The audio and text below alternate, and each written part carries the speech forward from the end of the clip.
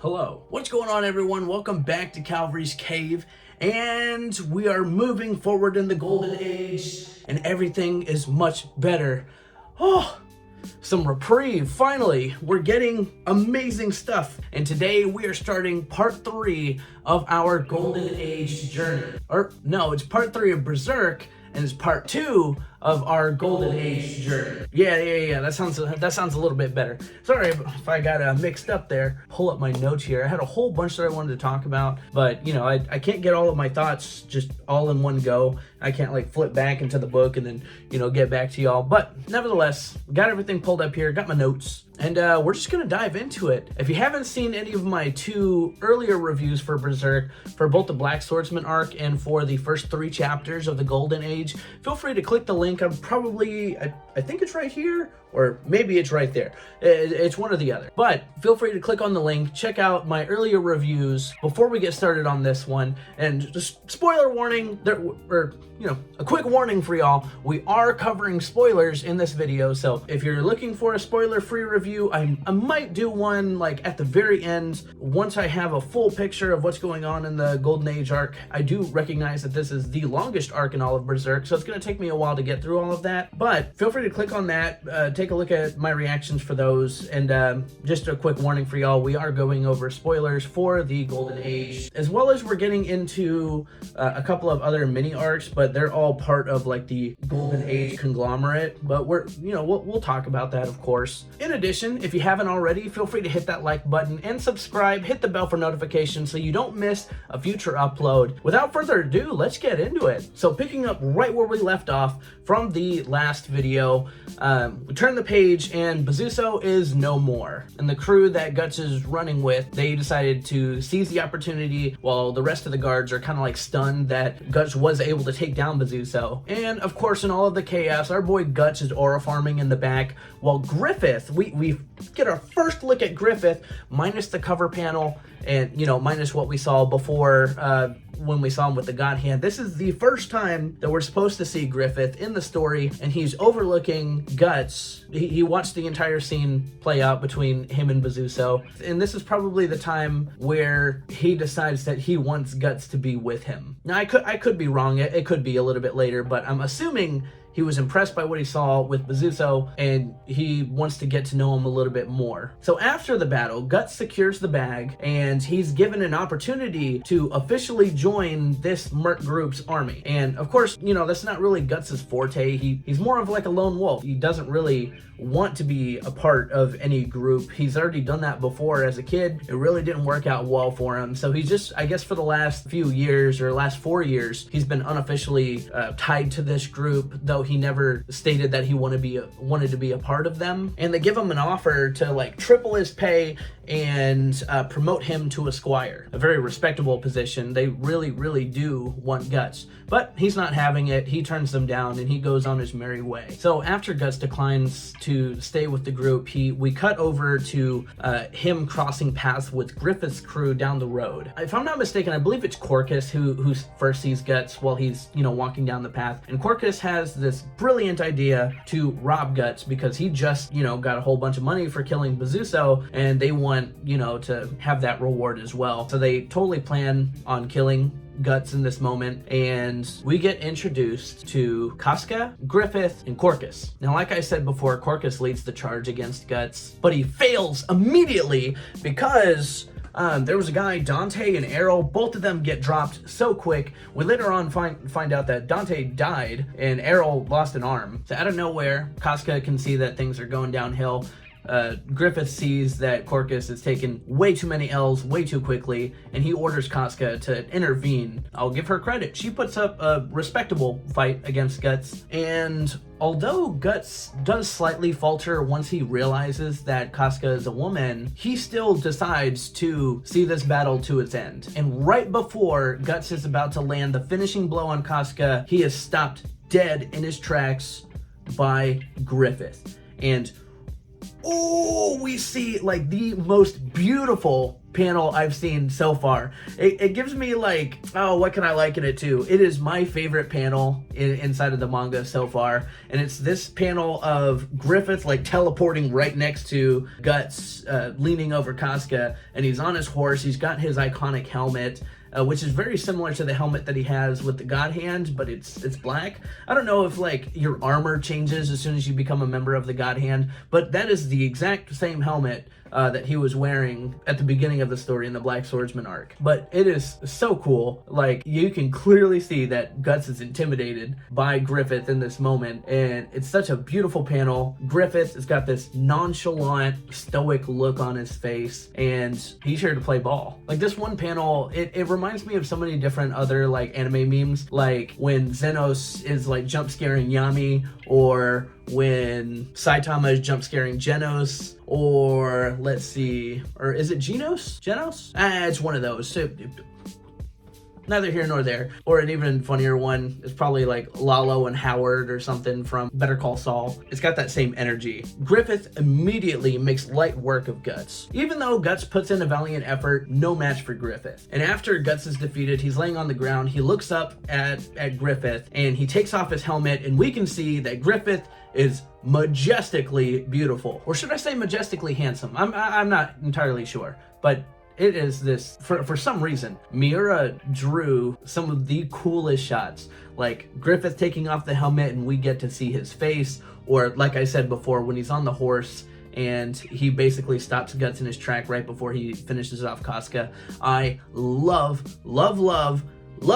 those panels. They're so good. So after losing a bunch of blood, Guts gets knocked out, and we get a dream sequence. And of course, he's having nightmares about fleeing from Donovan. We see this creature that is clearly Donovan that he's running away from and is trying to like grab him. And he sees Gambino sitting on a chair, and you know, he wants to talk to him. I know I said before that I didn't want to see Gambino again, and man, I still hate seeing him. Gambino is clearly trying to scare him while he sleeps. He's like tearing open his neck wound from what happened to him, and it was just, you know, they have this back and forth, and Guts, terrified from his dream, he wakes up and he sees that Casca is actually cuddling with him in the middle of the night, and he passes out immediately again after noticing her eyes. So after he passes out, we cut to him waking up again, and he sees that he is currently sleeping in one of the tents of Griffith's mercenary group. And he sees Casca again. Casca looks at him. She immediately runs up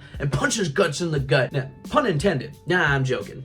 She punches him in like the shoulder, but that wasn't as funny. Shortly afterwards, we meet Judo. I believe that's how you say his name, Judo. He basically explains that Griffith had ordered Casca to lay with him at night because he had lost so much blood, he was getting so cold, and Griffith really wanted him to stay alive, and he'd ordered Casca to watch over him at night. And because of that, naturally, Casca doesn't really like Guts right now, kind of because of what happened. So Guts sees Griffith and he kind of walks over to him. They introduce themselves to each other. So while they're talking to each other, we cut to the Merc Band having some banter with each other, and that's when we figure out that Dante died and Errol lost one of his limbs. I think it was an arm, but I'm not terribly sure. We don't really see him all that much, or at least where I'm at in the story, I haven't seen them that much. And this is the moment where we get introduced to Pippin. Now, I have absolutely no reason to like Pippin, but I can't explain why I love him so much. He is my favorite character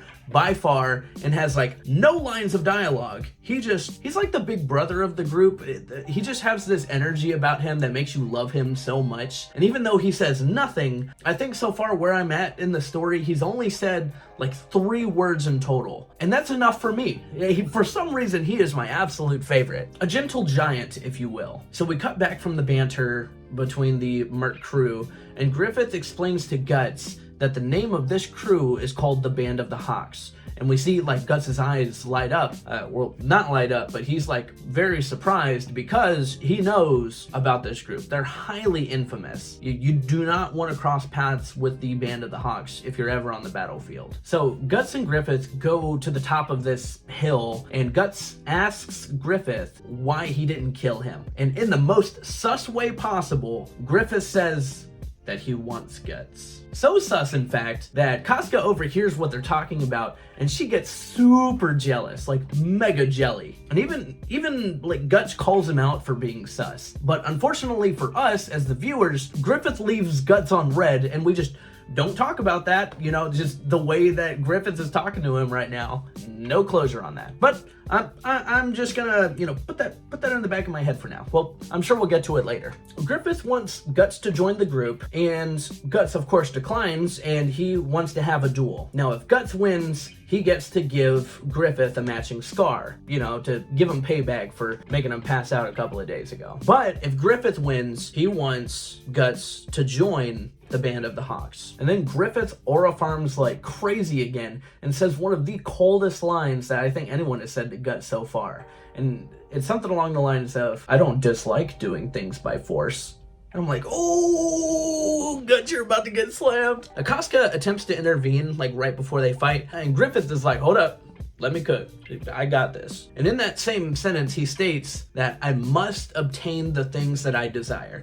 Now, because he said that, I want to bring up a very important point, and that's Griffith and his dream. I want to more talk about Griffith's character and where I believe it's going. From everything that I've seen so far, I like Griffith. I think he's an amazing character. And if I were in the Band of the Hawks, I would very much look up to him. And I know this might be a hot take, but I don't really see Griffith as the villain.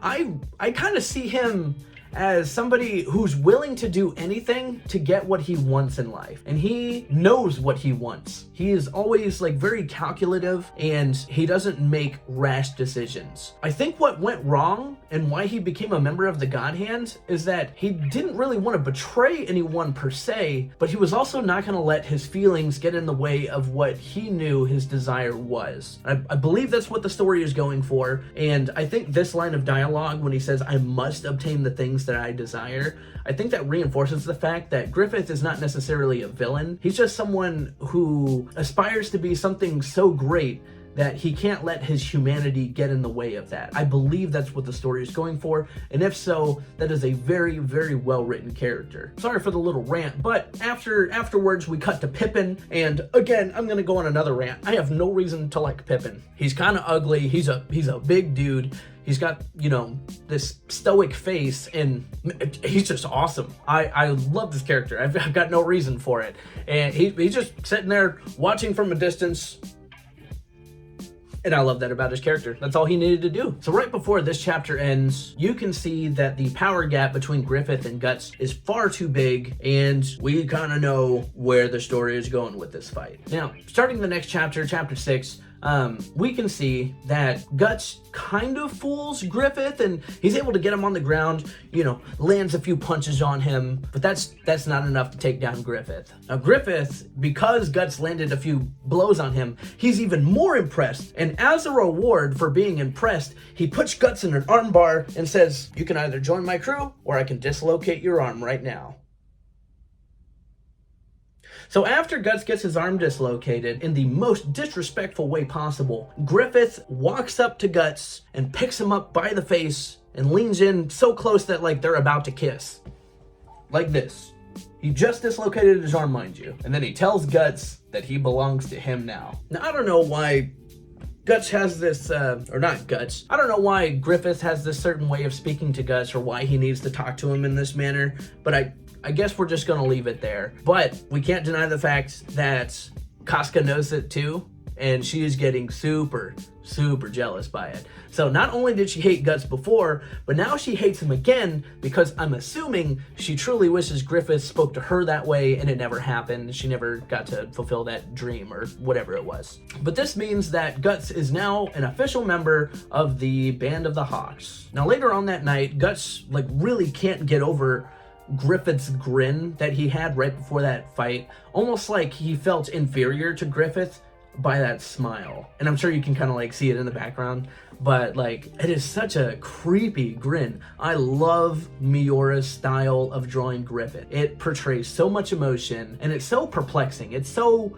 confusing. Like, what kind of expression is Griffith making? I can't really put my finger on it, and I still can't. It's very impressive. There's so much mystery behind the smile that Miura draws that I'm genuinely intrigued. I want to know what Griffith's emotions are. Why is he smiling like that? So while Guts is busy thinking about that, some of the other Hawks that don't like Guts, namely Corcus and his little band of hooligans, they try to sneak into Guts' tent and kill him against Griffith's wishes. I'm sorry, it's super hard to switch back and forth between Guts and Griffith. It really ties my tongue up. So right before Corcus and his little band of hooligans are able to get the drop on Guts, Casca steps in and essentially stops them. Now Guts hears the commotion, he goes outside, Casca's by herself, and he tries to thank her for saving him again. You know, like, hey, I owe you twice now. And there's definitely some tension between them. Casca is not having it, and so she, you know, basically dips. So shortly afterwards, we cut to this beautiful double page spread of a castle and the camp that the Band of the Hawks are in. And Miura really knows how to give a sense of scale. We're later going to get into the battle that, you know, encompasses these two areas, but knowing the scale of the battle, you can see the castle, you can see the camp, so you kind of get the dynamic, the distance between them, and everything that's about to go on. You know, you get a full picture of the scene. Now, I'm sorry for not mentioning it before, but Miura has done that several other times, and I never gave him full credit for it, but he is really good at drawing a battlefield and giving you a sense of scale, so you kind of know the area that we're in, the battle that we're fighting, things like that. So we cut to the Band of the Hawks getting ready for battle, and Griffith entrusts Guts with being the rear guard. Now the crew mentions that, hey, that's kind of a rough job. There's a high chance that you're gonna die as the rear guard. What's Griffith thinking making this decision? And Casca, whichever one, she realizes that Griffith really does trust Guts. And in this moment, she was like, Griffith trusts the louse. I didn't know what a louse was, so I had to look it up. A louse is apparently lice, just a singular version of it. So it's very clear that Casca perceives Guts as this parasite, essentially. She thinks so lowly of him that she calls him lice, you know? So we basically get to see the next level strategy of the Band of the Hawks. We can see how they're able to overpower any enemy that they come across. They're essentially hacking, like, for real. And Guts truly understands who he's dealing with now. So as the Band of the Hawks, they're finishing up the fight, it's Guts' turn to like become the rear guard, protect everyone, let everyone retreat. It's Guts' turn to join the fray. Now, once Griffith and the crew, they make it to camp, or they make it to the safety checkpoint, you know, they're doing inventory. Hey, you know, where's Guts? And Guts hasn't returned yet. The rear guard, they're supposed to stay behind and make sure that everyone else is able to flee. And knowing that Guts has not returned yet, Griffith takes it upon himself to grab a couple other Merc members with him, and it's time to go save Guts. And I believe this is a moment where we can truly see that Griffith really does care for Guts, even though it's only been like 2 weeks or something like that. It's been fairly recent since they acquired Guts, and Griffith has this attachment to him already. And I'm very much assuming that's what Casca's noticing, and she's not too happy about it. But that doesn't matter, because we get Pippin! Yes! So Pippin, he's rocking a Morning Star, and he comes in with Griffith. We get this beautiful panel with just them and one other third person. I missed who the third person was. But Pippin, while he's in battle, he obliterates somebody's head. Boom! Pop! Fireworks. It destroys anyone in his path. Since Pippin is a big dude and he's carrying a spiked mace of sorts, he's just no diffing his opponents. I love Pippin. I got no reason for it. Like I said, he's just he's so awesome. I mean, they basically give him a whole page where he's like no diffing the fodder soldiers. It's great.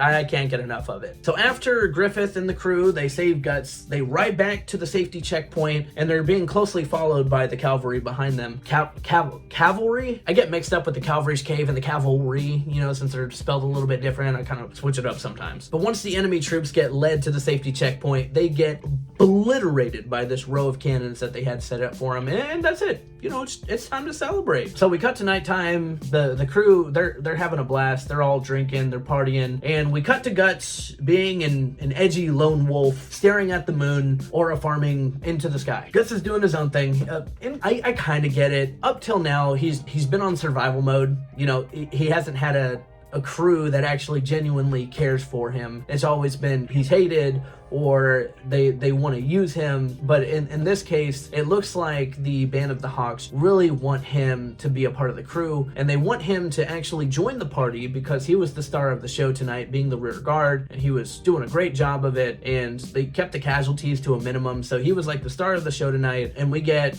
introduced to Rickert, Judo, and Pippin. They essentially see what he's doing upstairs, like, hey, why are you alone? They go up there, introduce themselves, and they were like, hey, you need to come join the party. You're the star of the show. And of course, Guts, he doesn't want to join, and I get it. He doesn't want to be social, and that's fine. I'm sure he'll learn soon enough, because Pippin, my boy Pippin, he does not care. He just straight up manhandles Guts, grabs him, picks him up, and carries him downstairs. Now, of course, we do know that Guts does not like to be touched, so he he elbows Pippin right in the jaw, and Pippin starts like bleeding from the mouth. He doesn't say anything. Up until now, I've been talking so much about Pippin, he has yet to say a single word, and he plops Guts down at the campfire. Guts is cursing at him, saying what he wants, and Pippin says, I'm Pippin, and like puts a beer in front of him and says, drink.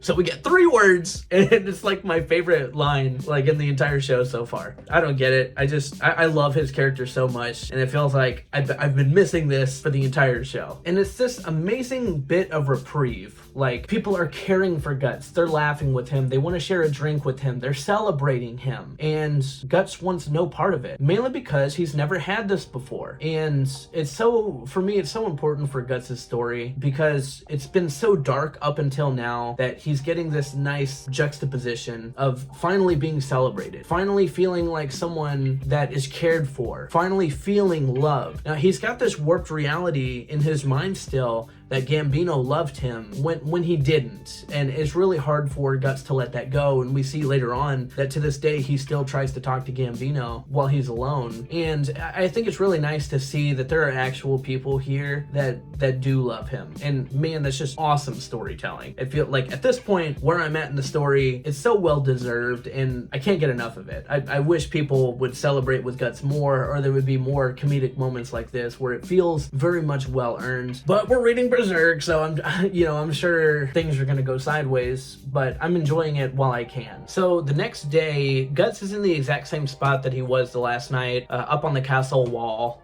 just being a lone wolf, staring up into the sky, and Judo wants to talk to him a little bit more. And in their back and forth, Guts wants to know why everyone loves Griffith. He's very curious. I want to know more about his character. And I think Judo just gives us the best description of Griffith out there. You know, he puts it so well into words that I couldn't have said it any better. And he says something along the lines of, is he a kid? Or is he an adult? Is he a good guy? Or is he a villain? I don't really know what he is, but something about him is different from us. And then he later explains that Griffith has conviction in everything. And to boil down what that means, it's essentially saying that Griffith is incredibly certain about everything. He doesn't have to question it. He's very calculative, if that's a word. I believe that's a word. But, you know, every decision, it comes from his inner self. He knows for a fact that what he's doing is correct, and he has no time to doubt. He is certain about everything. But of course, that's enough back and forth between Judo and Guts, and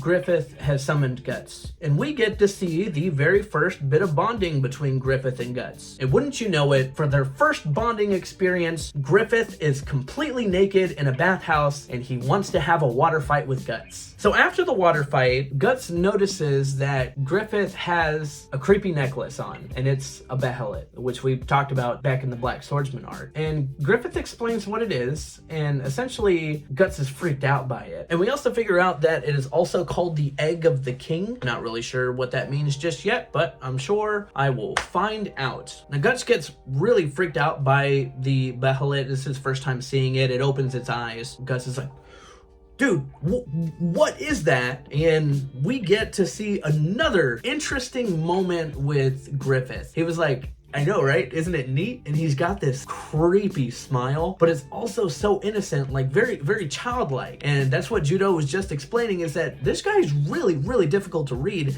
And Miura is, man, he's good at drawing these creepy faces of Griffith. Is it creepy or is it endearing? What am I looking at? And I love that mystery that Miura is able to portray anytime he draws Griffith. I don't know what it is, but whatever it is, he's good at it. Now, directly afterwards, you know, Gus is questioning what his motives are, and Griffith straight up tells him, like, my goal is to have my own kingdom one day. Now, Guts thinks he's crazy for that because, you know, he's just a commoner. You can't obtain that. How do you even plan on doing that? Spoiler alert, Guts is wrong. He totally can.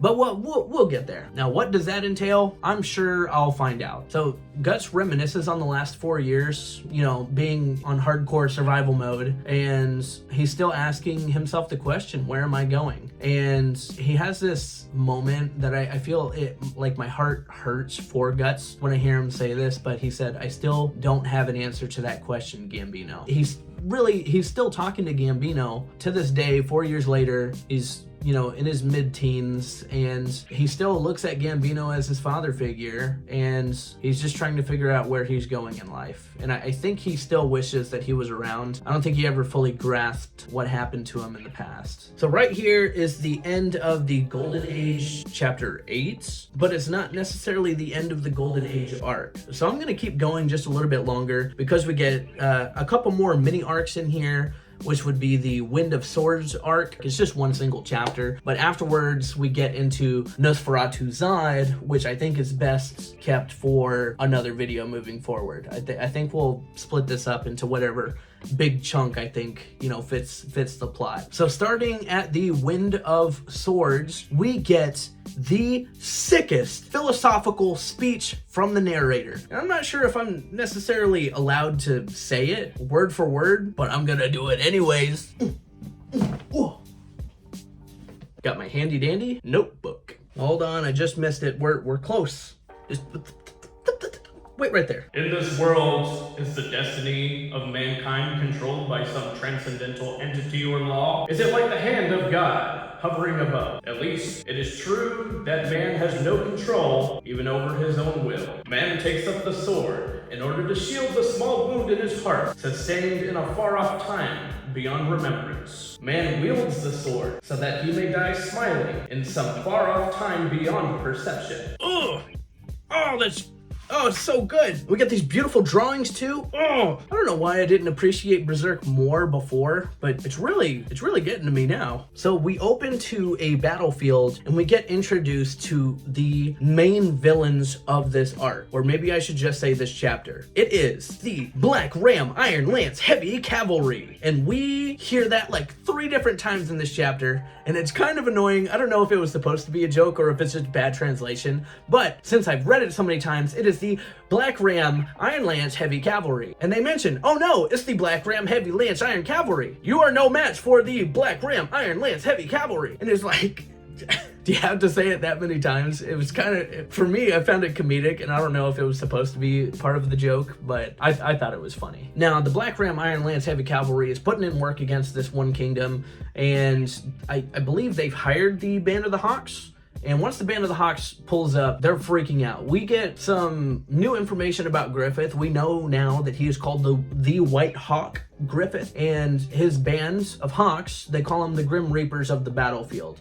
And that is just, oh, that's so sick. I love the Band of the Hawks. I love their banter. And just watching them pull up to a battlefield, it kind of reminds me of like Gandalf, like when they're at Helm's Deep and he pulls up with the Rohirrim and like charges in to defeat the Uruk-hai. Like that's what I'm reminded of. Yeah, I think that's a good comparison. You get the picture. So after the battle, Guts' squad is like glazing Guts, and Casca's not having it. She's kind of mad at Guts' way of doing things. So Casca stops the crew from what they're doing, and she was like, may I speak to you, Captain Guts? And she pulls him over to the side, and we can clearly see that they're still at each other's throats for the last 3 years. Did you say 3 years? Time skip!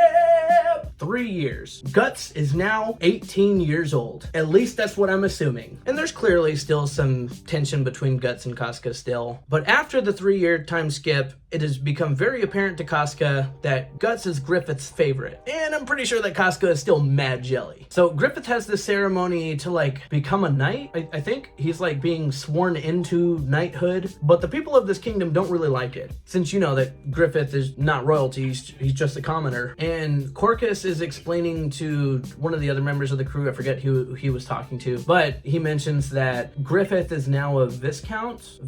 Viscount? I'm not sure exactly how you say it, you know, it's too much for my small brain, but I didn't know what a viscount was. I had to do some research on it, and I've done the research. I know what it's talking about, and I'm not going to explain it because it's too complicated for me. But essentially, he's now somewhere on the hierarchy of knighthood. But this essentially means that the Band of the Hawks can now join a regular army should they choose. So that's cool. But Casca takes the opportunity to be a Debbie Downer, and she lets Corcus know, hey, from now on, you need to be on your best behavior because we can't do what we were doing before. You have to be following the rules because if you don't, now Griffith can actually get in trouble. She then notices that her crush isn't there, and so we cut to Guts outside, who is doing some unreasonable Zorro level training outside, and that is it. We cut, and we're about to get into the Nosferatu chapters, but I'll save that for a future video. Now, for those of you who have read up until now, let me know if I missed something or if there's something really important that I am missing, if I'm coming up with the wrong conclusions. Feel free to let me know in the comments below. And if you are choosing to read along with me, let me know how you're enjoying the experience so far. So I just figured out that it was called a Viscount, not a Viscount. So sorry about that. This book is a little too smart for me sometimes. I had to figure out what a louse was. Ugh. So in our next video, we're going to pick up where we left off, starting with the Nosferatu Zod arc, which is still in the Golden Age, but you get what I mean. But if you liked my review, or if you liked what you saw here and you want to see more, don't forget to hit that like button and subscribe, hit the bell for notifications so you do not miss a future upload. And let me know if there is something else that you want me to read or watch. You know, feel free to let me know in the comments. I know before in my channel update video, I'm going to be starting off with Berserk, and then I'm going to move to Gachiakuta, as well as watch the Fate series, like Fate Zero and Fate Strange Fake. So I'll be doing those first just to fulfill my personal obligations. But, you know, feel free, if there's something else that you want me to read or something else that you want me to cover, feel free to let me know in the comments, and I'd love to get to them. But yeah, I very much enjoyed these chapters. Like, it is such a nice bit of reprieve. There's so many interesting things going on. There's so many likable characters. I love Griffith's character. I really love Pippin's character for no reason. But I'm finding myself really enjoying the story so far. And I could be crazy. I might be incredibly wrong, but I don't think Griffith's a bad character. But yeah, that's basically all I got for y'all today. So y'all stay beautiful, and I will see you in the next video. See ya. You still here?